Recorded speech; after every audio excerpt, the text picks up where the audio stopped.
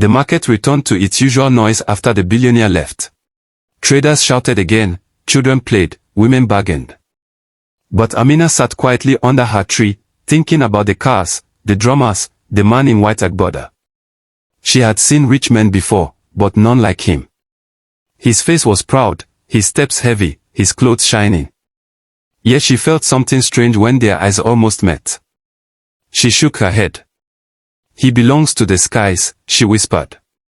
I belong to the dust. But destiny does not ask the river if it wants to meet the sea. That night, Oba Adewale could not sleep. He lay on his white bed, soft as feathers, but sleep refused to come. He kept seeing the girl. The way she sat calmly while the whole town shouted. The way she picked up the orange peel and ate it as though it was treasure. Who is she? He asked himself. Why do I even care? She is nothing. She is nobody. But another voice, a quiet voice inside him, whispered. Even a nobody can carry the key to your heart. He sat up and shook his head angrily. Nonsense. I am Oba Adewale. I do not waste my time on beggars. Yet, his mind refused to let her go the day of trouble. The very next day, the sun rose hot and bright. The market was busy as always. Traders called out prices.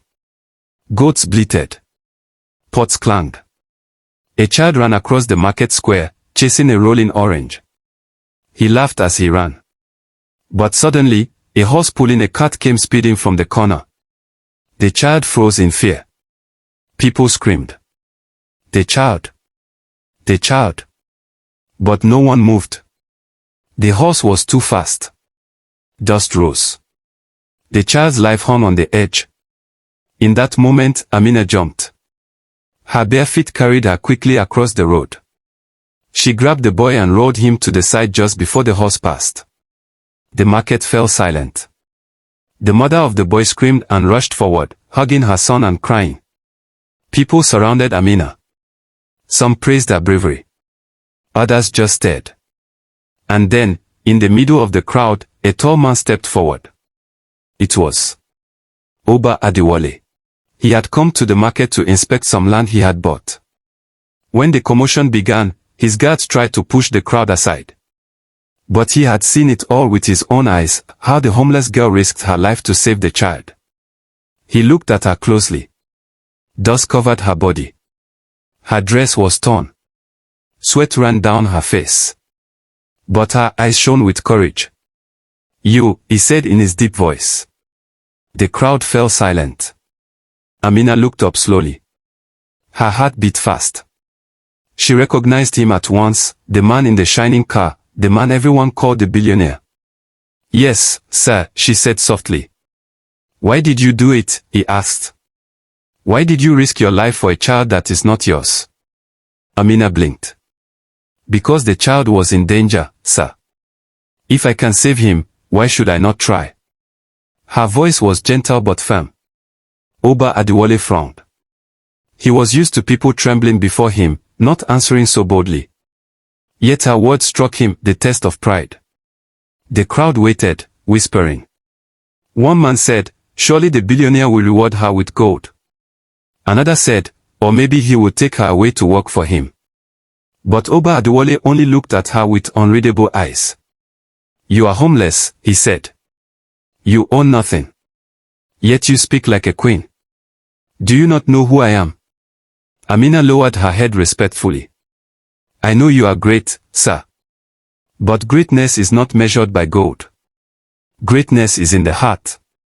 The crowd gasped. No one had ever spoken to the billionaire like that.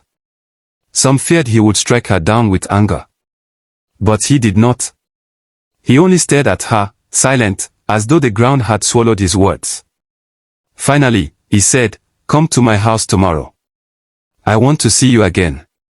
Then he turned and walked away, his guards following him like shadows, whispers in the market. As soon as he left, the market exploded with noise. Did you hear? The billionaire spoke to her. He even asked her to come to his house. This girl's life is about to change. Others shook their heads. Or maybe he wants to punish her. Who dare speak to him like that? Amina sat back under her tree, confused. Her heart was heavy with questions. Why did he want to see her? Was it a trap? Or was it a blessing? She looked at the sky and whispered, "O God of the fatherless, guide me." That night, Oba Adewale sat in his mansion again, his mind filled with thoughts of the homeless girl. He had seen wealth, he had seen power, but never had he seen such courage in torn clothes. Never had he heard such wisdom from a mouth that tasted hunger every day. He poured himself a glass of palm wine but did not drink. He only stared into the cup and murmured, "Who are you, Amina? What is your story?" The night was silent. The stars blinked. The moon watched. And somewhere in the shadows of destiny, the spirit of fate smiled again. For the rivers had begun to flow toward each other. Tomorrow, the poor girl and the rich man would meet face to face, and the world would never remain the same. The cock crowed 3 times, and the town woke to its usual noise. But for Amina, the day was not like any other. She sat under her tree, her heart beating fast. Oba Adewale had told her to come to his house. But what would happen when she got there? Would he reward her? Would he punish her? Would he laugh at her torn clothes? She prayed softly, "O God of mercy, walk with me today." By midday, she stood at the great gate of the billionaire's mansion. The gates were tall, carved with golden lions, guarded by men in dark glasses. When they saw her, barefoot, dusty, her dress torn, they frowned. "Go away, girl," one guard barked. "This is not a place for beggars." Amina bowed her head. "The master of the house asked me to come," she said quietly. The guards laughed. "Our master. He speaks to kings and presidents, not street children." But then, a deep voice echoed from inside the compound, "Let her in." The guards froze. They recognized the voice at once. Oba Adewale himself. Slowly, the gates opened. Amina walked in, her heart pounding like a drum. The mansion was vast, filled with marble floors, tall pillars, fountains that sang with falling water. Servants bowed as Oba Adewale entered the hall. He sat on a grand chair and looked at Amina. She stood before him, small and poor, yet her back straight and her eyes calm. "Come closer," he said. She obeyed. "I want to test you," he said. "Here is gold." He signaled, and a servant brought a tray filled with glittering coins. The gold shone so brightly that the whole hall seemed to glow. "Take it," Oba Adewale said. Amina looked at the tray.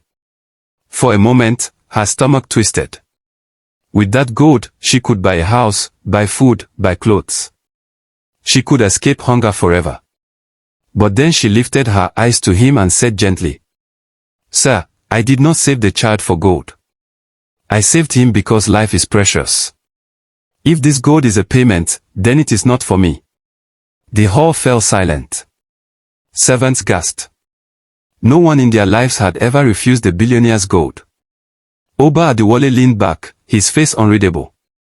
But inside, his heart shook. "Very well," he said slowly. "If not gold, then serve me.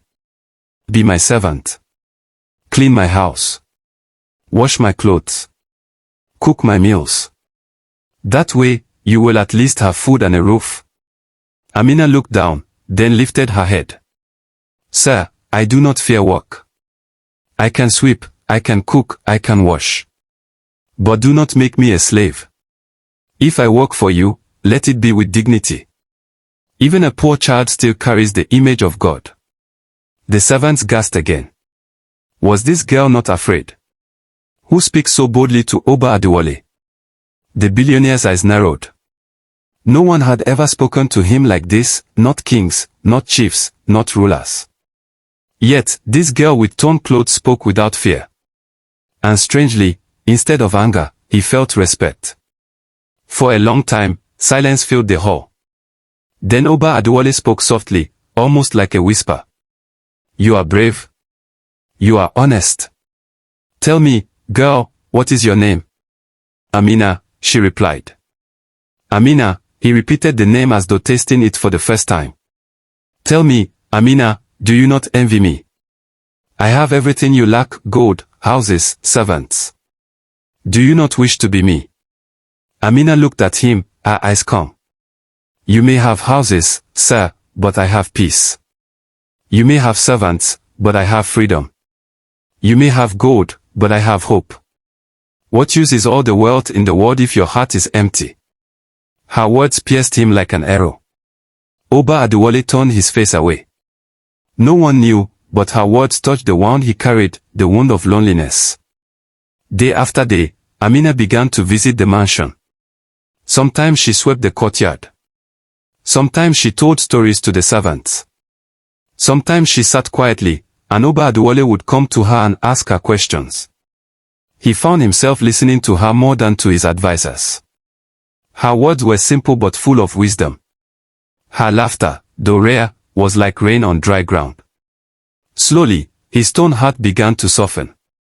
One evening, as the sun painted the sky red, he said to her, Amina, the world gave me riches, but it never gave me peace. You, who have nothing, carry peace like a crown. Teach me, how did you keep your heart pure? Amina smiled. By remembering that life is short, sir. We come with nothing. We go with nothing. Only kindness remains. Not long after, Oba Adewale fell sick. It was not his body but his spirit. He had grown tired of the empty praise, the shallow laughter of men who loved his gold but not his heart. In his weakness, it was Amina who sat by his side. She gave him water. She told him stories her mother once told her. She prayed quietly for him. And in those days, the billionaire saw more clearly than ever before, all his wealth meant nothing without love. When his strength returned, he stood before his people and said, all my life, I chased gold. But gold never filled my heart. Today I have learned, kindness is richer than wealth. Love is greater than gold. Oba Adewale stood tall and spoke. This girl, Amina, who once slept on the bare ground, has brought light to my house. She is not just a poor child, she is a daughter of destiny. I, Oba Adewale, choose today to make her my daughter. From this moment, everything I own belongs also to her. The elders nodded, murmuring in agreement. It is good. The river that gives water must also drink. The lonely tree has found a branch.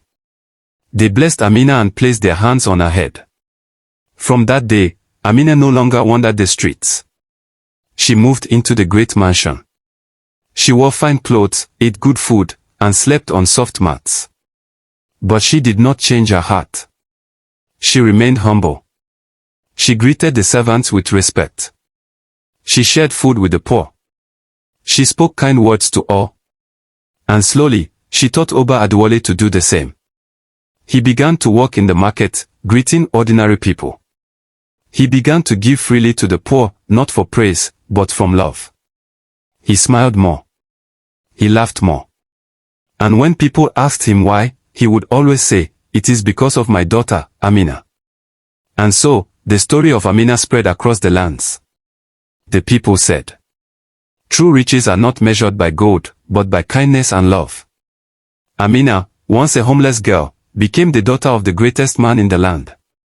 And together, she and Oba Adewale built not just houses, but hearts filled with joy.